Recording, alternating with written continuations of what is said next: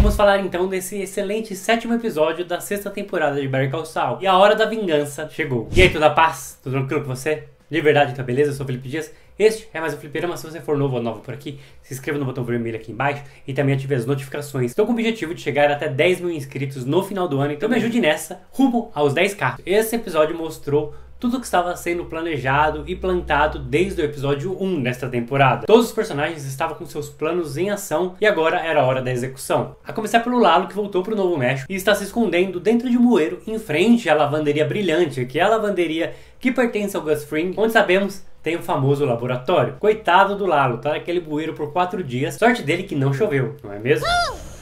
E durante esses 4 dias, aparentemente o Lalo sai do banheiro para tomar um banho e cochilar ali 1 hora por dia. Não sei se só eu, mas toda vez que eu vejo esse tipo de ângulo aqui do chuveiro do banheiro, eu acho que é uma referência ao filme Psicose, que é uma cena tão icônica, essa do ângulo do chuveiro vindo até a câmera, que eu acredito que seja uma referência assim, ou posso estar completamente enganado viajando, vendo referência onde não tem. E essa cena também, quem sabe, pode ser uma indicação para o futuro do próprio Lalo. Ainda falando do Lalo, a viagem que ele fez até a Alemanha foi frutífera. Ele conseguiu as informações que ele necessitava. Não todas, é verdade, ele ainda precisa de algumas informações. Mas é claro que com sua investigação ele vai desejar mais informação sobre o que está acontecendo. O plano dele principal era um pouco arriscado. Invadir a lavanderia, matar todos os guardas, para tentar provar para o Eladio que o Gus tem um laboratório secreto de metanfetamina. O que é interessante, pois a gente sabe que de alguma maneira o Lalo vai acabar perdendo essa batalha. Ou ele não vai conseguir provar ou vai ser desacreditado. Ainda não sabemos qual será o andamento dessa história. O que você acha? Será que o Lalo vai conseguir chegar e mandar aquele vídeo para o Eladio? É muito difícil. Realmente é interessante essa série exatamente por isso. A gente sabe o destino de alguns personagens, não sabe de outros, e ainda assim sabe o andamento que a história tem que tomar para determinadas coisas acontecerem. Já na segunda parte do episódio temos uma das cenas mais Better Call Saul e Saul Goodman até agora. Saul indo até o Lenny, oferecendo para ele $400 por 90 minutos e saindo do carro ali pela janela mesmo para tentar convencer ele a ir até a faculdade para fazer as fotos. Eu queria informar que eu tive um problema no microfone, só percebi agora no momento que eu estava editando esse vídeo. Vou tentar dar uma melhorada no áudio, mas me desculpe por ele, tudo bem? Tchau, tchau, obrigado. Naquela cena vimos Saul Goodman no seu completo, no seu potencial, e sabe improvisar muito bem em horas de desespero. Ele precisava resolver as coisas muito rápido, afinal de contas, a reunião para tentar resolver e chegar a um acordo relacionado ao caso Sandpaper ia acontecer em breve, então eles realmente estavam correndo contra o tempo. E é sempre legal, uma coisa que eu gosto bastante dessa série, é ver o Saul usando todo o seu recurso e toda a sua inteligência de retórica para tentar convencer as pessoas. E 99% das vezes ele consegue. Mas na cena da faculdade, o rapaz, o cameraman, está ensinando de maneira totalmente arrogante os tipos de equipamento e dizendo quem pode e quem não pode fazer tal coisa, quando o Saul chega e chama ele para poder fazer as fotos. Aqui o personagem fala uma coisa bem interessante e rápida, mas a série deu bastante ênfase nisso. Eu até anotei aqui: você não consegue contar a sua história se você não conseguir manter o foco. E era exatamente o que estava acontecendo ali. O Saul ele precisava manter completamente o foco para que seu plano funcionasse corretamente. Qualquer coisinha, qualquer detalhe que ele desviasse, iria tudo por água abaixo. E esse lance também de manter o foco para conseguir contar uma boa história aconteceu também com o Howard, mas eu já chego lá. E tivemos alguns detalhes ali também. A Kim, por exemplo, dirigindo tudo, dirigindo a cena. Claro que alguém precisava dirigir aquela cena naquele momento, mas isso pode indicar mais uma vez de que realmente é a Kim que está por trás de Saul Goodman durante todos os eventos de Breaking Bad. Eu prefiro ainda não acreditar nessa teoria, simplesmente pelo fato que eu prefiro me surpreender. Então, resolvido isso, era a hora do grande dia D. E vemos o ponto de vista do Howard no seu escritório. Interessante que o rapaz se assusta e derruba alguns refrigerantes, simplesmente para ter uma cena bem instrutiva sobre como ele aprendeu com o Chuck. Aliás, achei bem legal o Chuck aparecer nessa cena ali, mesmo que em foto.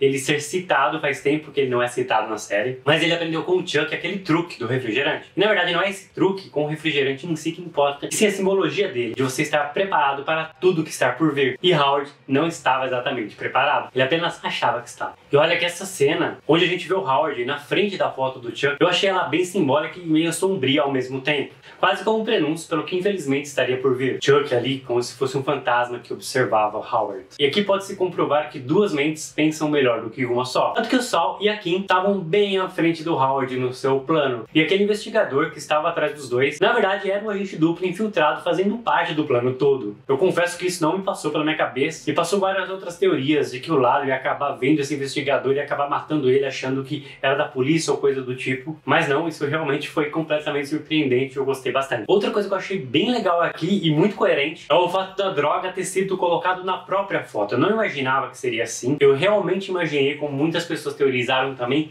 que a droga seria colocada no café do Howard. Primeiro que o café, se ele falasse que foi drogado, seria rastreável, era simplesmente pegar a xícara do café e ver se realmente tinha alguma droga ali ou não. Mas na foto, realmente as coisas iriam parecer cada vez mais conspiratórias mesmo. Vou te falar que essa ideia do Saul Goodman da Kim, de facilitar a identificação do envelope, colocando 2 riscos vermelhos, foi bem criativo, não sei nem como o Howard não pensou, peraí, isso aí tá fácil demais. Por mais que eu admire toda a inteligência do Saul e da Kim nessas cenas, e de tudo que eles fizeram para que o plano desse certo, eu fiquei com muita dó do Howard. Ele realmente não merecia isso. Por mais arrogante que ele seja, por mais cheio de problemas que ele tenha, ele não é uma pessoa cruel, ele não é uma pessoa má. Eu comecei a ficar com dó, principalmente quando ele começou a perguntar para as pessoas se elas estavam com calor. Os sintomas da droga começaram a aparecer. E quando o Casimiro entra na sala e o Howard começa a fazer as ligações na cabeça dele, pronto, o caos está instaurado. E o dia D, a hora H, realmente ia acontecer. O momento que essa temporada inteira preparou estava prestes a explodir. E pensar que o detalhe do braço quebrado do Casimiro ia ser tão importante e facilitar as coisas para o Sol e para a Kim, de certa forma. Afinal de contas, não é um detalhe aleatório. Uma pessoa com o braço quebrado que aparece numa foto também é realmente um detalhe que você vai se lembrar com mais facilidade. E infelizmente o Howard aqui confiou demais nos seus planos. Começou a acusar Casimiro no embate. Ele poderia no mínimo chamar o Cliff de lado ali, conversar com ele. Mas não, ele acabou envergonhando o Cliff, pois o Cliff era a pessoa que tinha indicado o Casimiro para ser o mediador da discussão da reunião. Você imagina isso, você chama um colega, alguém que você confia bastante, e de repente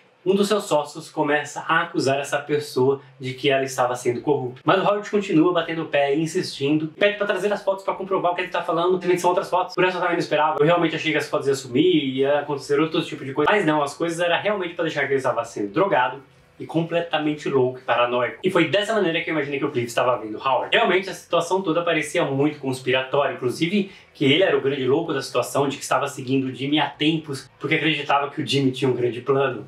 E aí ele acusa o Casimiro, fala que as drogas estavam no papel e muito mais coisas estranhas. É claro que qualquer pessoa que ouvisse isso ia imaginar, não existe uma pessoa louca o suficiente para fazer isso que você está falando. Mas na verdade existia sim. O Saul e a Kim realmente chegaram num patamar de crueldade muito alto. Nessa cena, quando eles estavam rindo de que seu plano estava dando certo, eu lembrei do Walter White que envenenou o Brock na 4ª temporada para o Jesse achar que ele estava sendo envenenado com a racina, para dessa maneira conseguir manipular o Jesse e fazer o que ele desejava. Mas claro que são pesos diferentes, mas o que eu lembrei foi exatamente a frieza dos personagens fazendo coisas que vão destruir a carreira de alguma outra pessoa. E é claro que isso afetou total o caso da Sandpaper e eles tiveram que chegar num acordo que não era muito agradável ali para Haim e McGill. Mas devido a tudo que acabou acontecendo e todas as humilhações que o Howard e todo mundo passou, essa aparentemente foi a melhor solução para todos. E vemos aqui que a Kim e o Saul não queriam dinheiro, não era isso, eles queriam realmente derrubar o Howard. Foi nesse momento que eu lembrei do sonho do Howard, onde ele conta para o psicólogo que está tentando ajudar um homem no aeroporto, mas ele não conhece o idioma e por causa disso ele não pode ajudar essa pessoa. Tentando trazer um significado para esse sonho, eu acredito que esse homem é o próprio Howard, que está completamente perdido e precisando de ajuda. Só que ao tentar buscar ajuda, ele não tem informação suficiente para conseguir provar que, na verdade, ele está inocente nesse caso todo. Voltando pro lado, ele cometeu um erro muito grave aqui. Ele ligou para o Hector Salamanca, seu tio,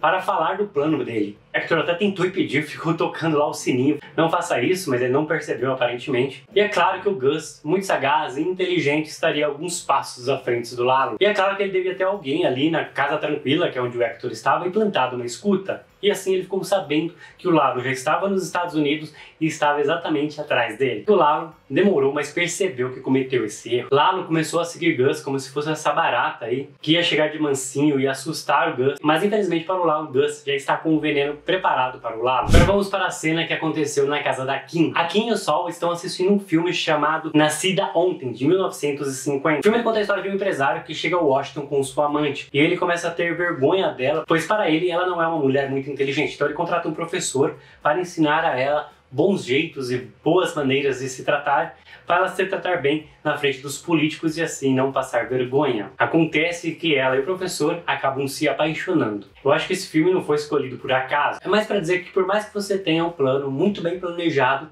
alguma coisa pode sair do seu controle. Coisas que você realmente não sabe como prever. Como, por exemplo, o Howard ir até a casa dos dois. Eles até comentam isso. E o Saul cita o Max Tilling, que foi um pugilista alemão. Exatamente em referência ao soco que ele levou do Howard. Não sei se o Howard tinha uma fita escondida com ele, mas estava tentando arrancar a confissão dos dois. E os dois, muito sagazmente, não estavam ali falando, não estavam ocultando, falando: você tá pirando, vai pra sua casa. Ali, os três sabiam exatamente como tudo aconteceu. Mas infelizmente o Howard estava em desvantagem. Essa cena foi simbólica. Tivemos a oscilação da vela a primeira vez quando o Howard apareceu, vendo ali que algo ruim iria acontecer. Tem uma pergunta importante que o Howard ele fala que ele entende as coisas que o Saul fez, pois o Saul, segundo ele, não tinha um grande potencial em sua vida, mas a Kim ele acredita que tinha, que é uma mulher inteligente e que tinha grande potencial e uma carreira enorme pela frente, e ela escolheu aquele caminho que ela estava ali.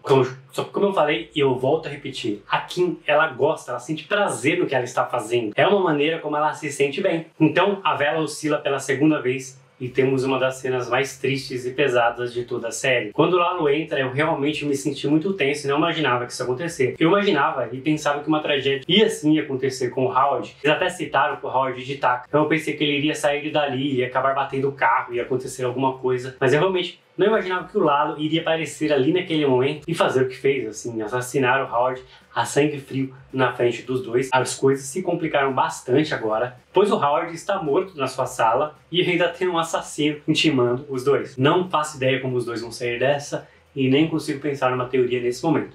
Se você tiver uma teoria, comente aqui embaixo, vamos debater sobre isso por lá. Esse, inclusive, foi o último episódio aí do meio da temporada. O episódio 8 vai ao ar só no dia 11 de julho. E aqui no Brasil, na terça-feira, 4 horas da manhã, no dia 12. Daqui pra lá, vou fazer alguns vídeos com teorias relacionadas ao que pode acontecer. Então, se você tiver alguma teoria, comente aqui embaixo a sua teoria. Vamos debater sobre ela por lá.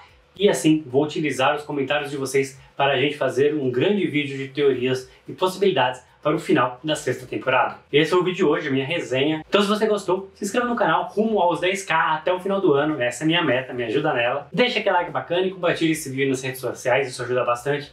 E aqui do lado vão aparecer outros vídeos produzidos aqui no canal. Se você gostou deste, você pode gostar desses aqui também. Muito obrigado, até a próxima.